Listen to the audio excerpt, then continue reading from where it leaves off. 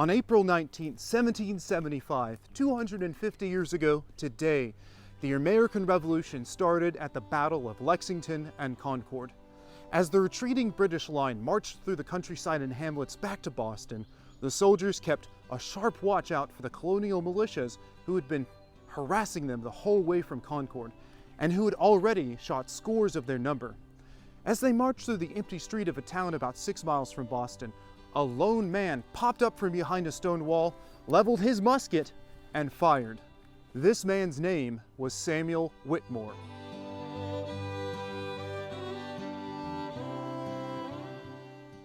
Samuel was born on July 27, 1696, and he farmed and lived in Cambridge, Massachusetts, which is now Arlington, Massachusetts. And according to the records, he enlisted in the 3rd Massachusetts Regiment in his early 40s. And he fought against the French Canadians at the capture of French Louisbourg in 1745. During this conflict, he acquired a fancy French sword.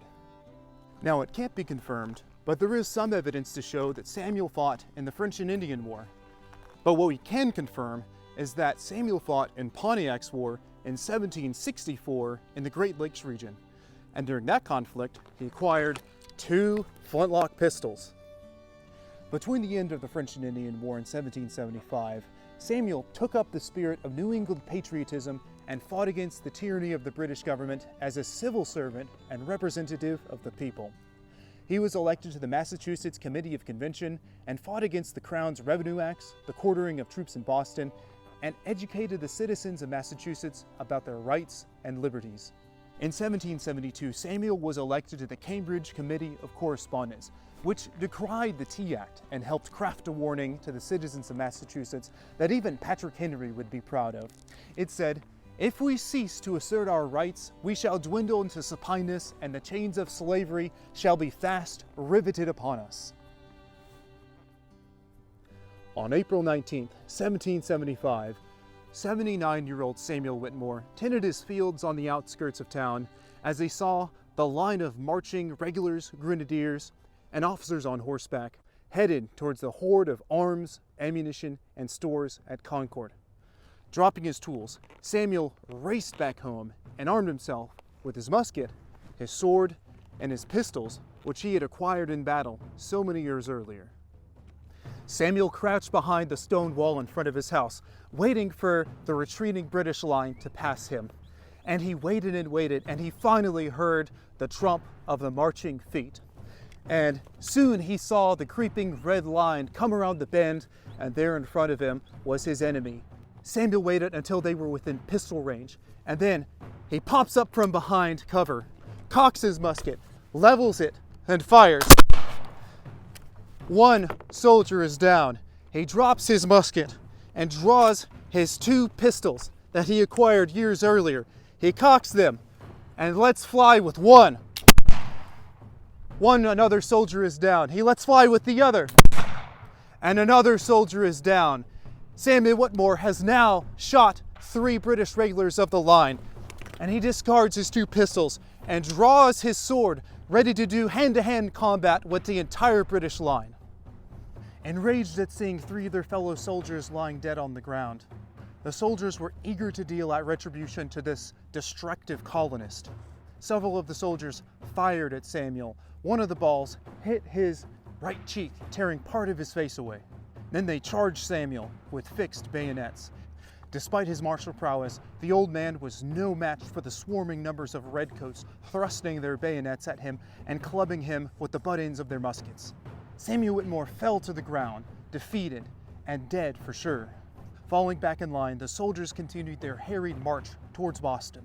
But they left the broken and bleeding body of Samuel lying there in the street, a warning to any colonist who thought of resisting them that day. After the British column had wound its way back through the town, Samuel's friends and family came out to carry his body away. But astonishingly, they found him weakly attempting to reload one of his pistols. The man was still alive. Carrying him to a doctor looking more like a tenderized steak, the doctor examined him.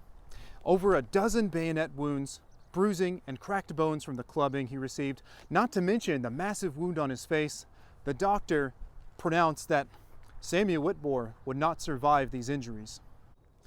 And sadly, Samuel Whitmore did die in 1793 at the age of 96.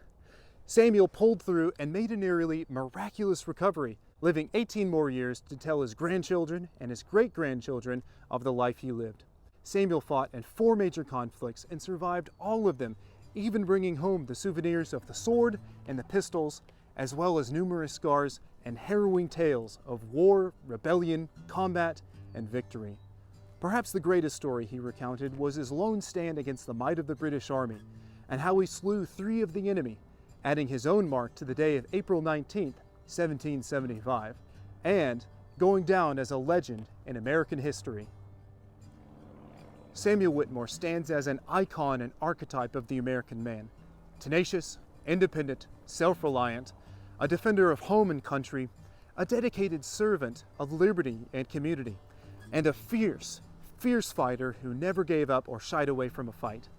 Today, 250 years ago, Samuel Whitmore made his stand and was willing to sacrifice his life to defend his liberty, a sacrifice that over 1 million Americans have paid over the course of the history of our country.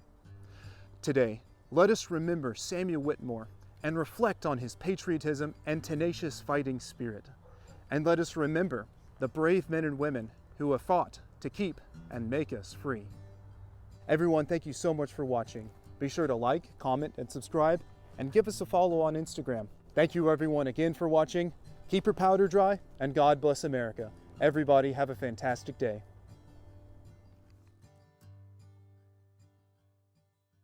Well, now that we're done with the Sam Whitmore video, I wonder what we should do with these targets. You know, I think I know just the thing.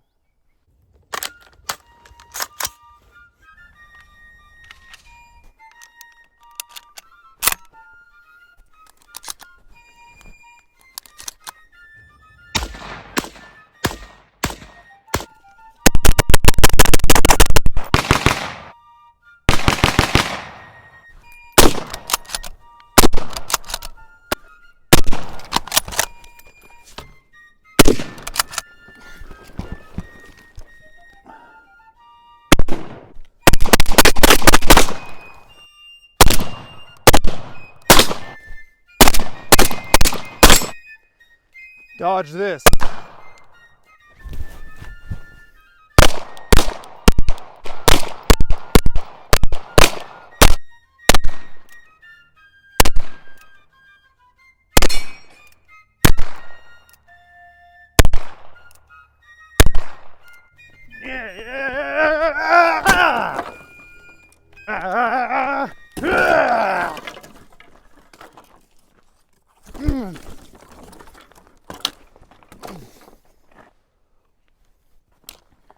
Just as the Founding Fathers intended.